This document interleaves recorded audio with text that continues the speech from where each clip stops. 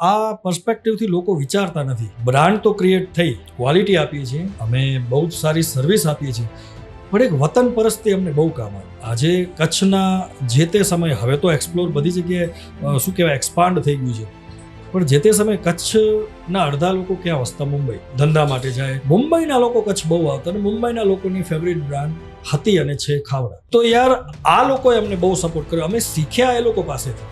અમને લોકોને જે ગ્રોથ વડીલોના સંસ્કારથી મળ્યું, જે પોતાના કુતૂહલથી મળ્યું, એટલો જ પ્રેમ યાર, એટલો જ વિશ્વાસ ગ્રાહકોનો મળ્યો અને ભરપૂર વિશ્વાસ મળ્યો. એ લોકોએ એટલો ટ્રસ્ટ આપ્યો છે કે અમે કલ્પના કરીએ એનાથી વધુ અમને મળ્યું છે.